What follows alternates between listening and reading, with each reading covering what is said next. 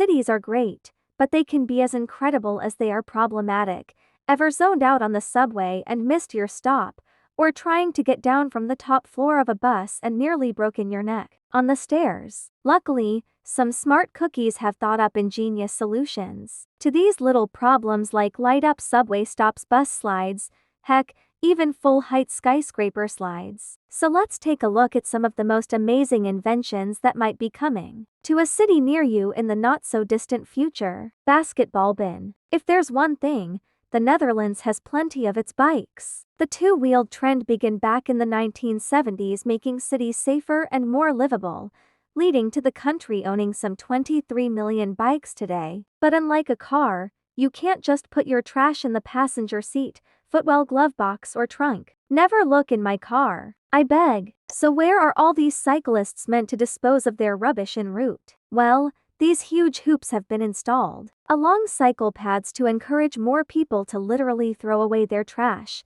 They're designed to be used at speed thanks to their 3-foot-wide hoop and conical shapes, so you don't have to stop or even slow down to hit the target. Trash hoops, or blikvangers as they're called by the Dutch, are incredibly simple, but make all the difference to the environment in the cities they're installed in. Could you imagine if New York adopted a more bike-focused transport system without all the smog, congestion, or trash piling up on the side of the road? It'd even give us a brand new sport game of trash kickball. Anybody? From top to bottom, all buildings are built from the ground up, right? While there's at least one building in Detroit that beg to differ. This is the Exchange, a building that's literally been built from the top down. The core is constructed first, then each floor is built on the ground before being elevated and locked into the core. Once it's in position, the strand jacks which lift the floor plates are lowered back down to lift up the next one. Each floor plate weighs approximately 500 tons, which can be raised at some 25 feet per hour. I mean, that's very impressive, but why? Well, this method reduces physical labor and the construction site landmass required, as well as preventing equipment getting wet from rain. If more cities introduced this impressive construction model, it could save unprecedented amounts of time, space, and ultimately money. Wow, who knew doing things backwards could make things move forwards? The stop and slide. Walking down the steep stairs on a double-decker bus is a death trap, especially when the bus is still moving. There must be a less terrifying way to get down that doesn't involve some imminent injury. While graphic designer and photographer Surreal HK might have us covered, they've created a concept that straps a slide onto the back of the bus, giving passengers a super quick and fun emergency exit. Plus, it's a one-way system, so no battling for space between the people getting on and off. That's a nifty concept, though those open sides might be a little too dangerous to have at the back of a potentially moving vehicle.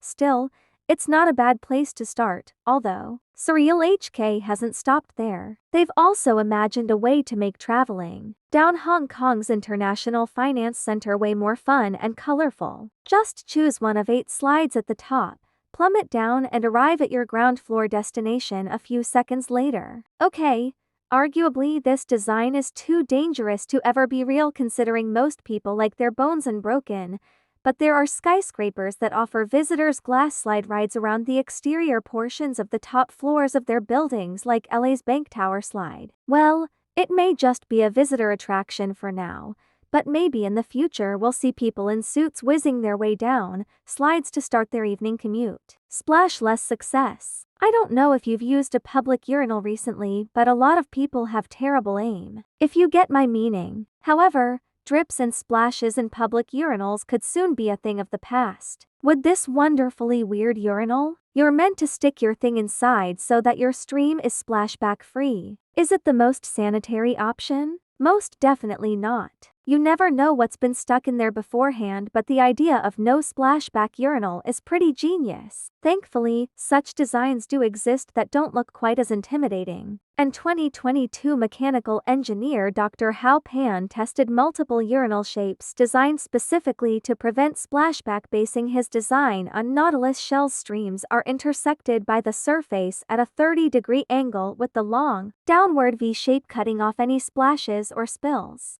Just think about how clean the floors would be if clubs and bars installed them. I bet the cleaners in particular can't wait to see them lining the walls. Metro light. I know that whenever I'm riding on the subway, I put my headphones on and zone out, and more than once I have tragically missed my stop because of this. Luckily, there are subways in Amsterdam that have solved the issue of losing track of where you are. Because of daydreaming and loud music, they have used LEDs to line up each stop on the map, allowing passengers to quickly and easily check where they are on the route. This is a great addition that lets you know exactly where you're going without having to immediately worry that you've missed your stop or you're on the wrong train. This design feels like it was made for me. Doggy daycare. I don't know about you, but every time I see a dog tied up outside a store, well, I get a little sad. If only there was a safe, comfortable place to keep your pet when you need to run an errand. Luckily, Dog Spot is here to rescue your furry friend. This Brooklyn-based company has created interactive kennels just for this purpose, with each one able to accommodate dogs up to 100 pounds. For a maximum of 90 minutes,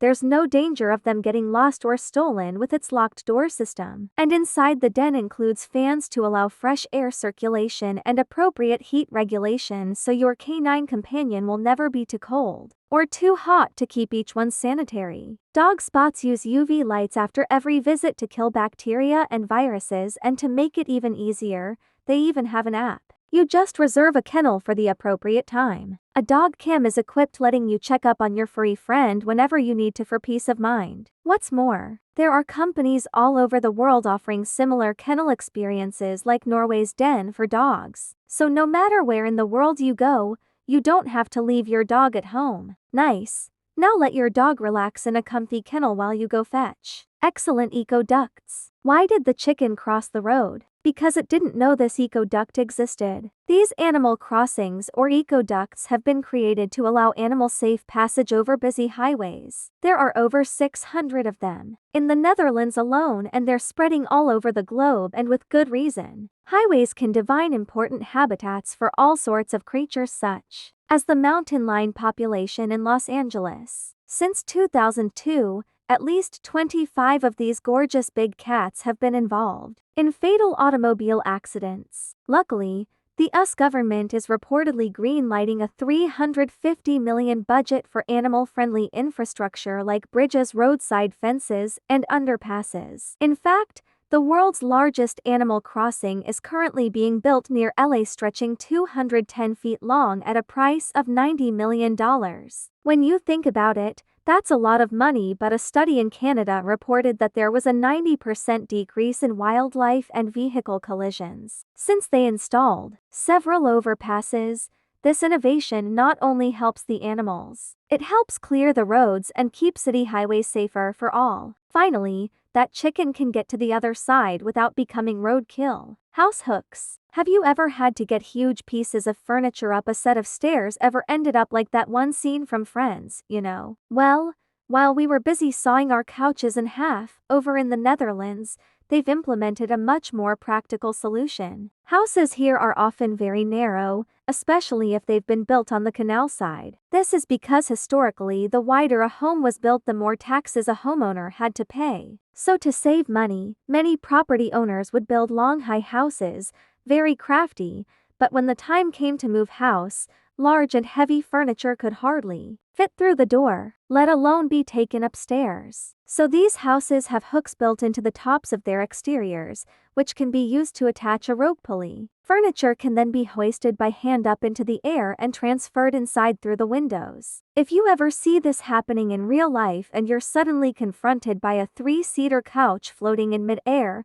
at least you'll know you're not going crazy. And it's not just for couches. From boxes to ovens, all can be lifted. Well, I bet that Friends episode is even funnier in Dutch. Underwater doorbell. Locks are pretty impressive pieces of engineering, allowing those on canal boats to adjust the water level so that they can gradually climb or descend steep waterways. But have you ever wondered how fish navigate these locks? Well, one lock in Utrecht became the home of the world's first fish doorbell. They heard that right. Underwater cameras display how many fish are waiting in queue to pass through the lock. with people online able to press the doorbell to let them through by accessing a live stream. When this happens, a signal is sent to the lock operator who can then open the lock if there are enough fish waiting in line. Now, this is the future I was hoping for. The doorbell allows fish to migrate to meet their biological needs. They need to be in deeper waters to keep warm in the winter and shallower waters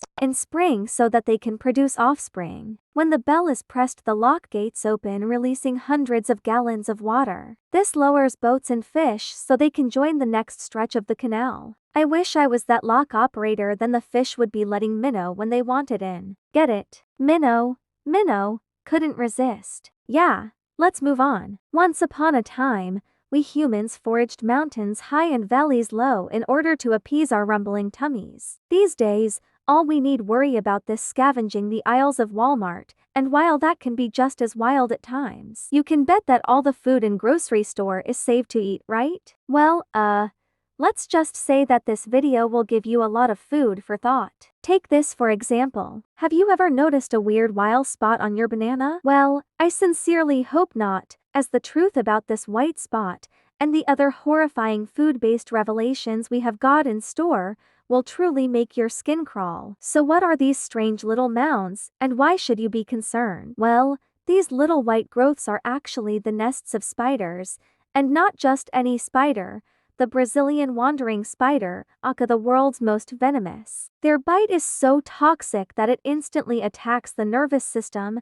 causing nausea, blurred vision, excruciating pain, and ultimately, death. Rarely will you find them outside of their South American homeland, but due to their love of hiding in dark, moist places, they occasionally smuggle themselves between bananas, where they make the journeys from the tropical regions. They're harvested into your local grocery store and eventually your home. In fact, in 2013, a British family had to evacuate their London home as dozens of the deadly spiders sprouted from their bananas. 29-year-old Concy Taylor was midway through eating a banana when she spotted a suspicious white spot on the fruit. Mold, she initially assumed, but on closer inspection, she was horrified to see tiny spiders dropping out onto the table and scurrying around. The Taylor fled to safety and had their home fumigated of these deadly spiderlings. Luckily, even in their natural habitat, only 1 in 500 spiderlings of this species make it to adulthood,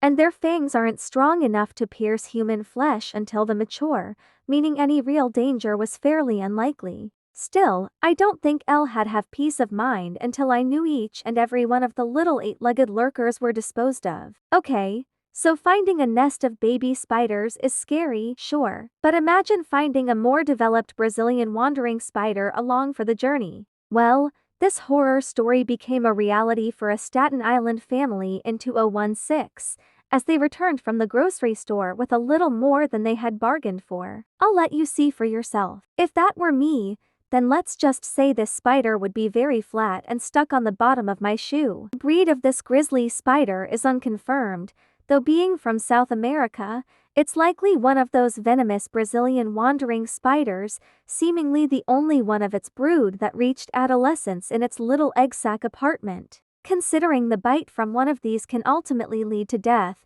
the only rational choice here would be to burn the banana and the house along with it, for good measure. And that's all the time we have for today, folks. If of this fact left you particularly grossed out, then let me know down in the comments and share your own if you have any. And as always, thanks for watching.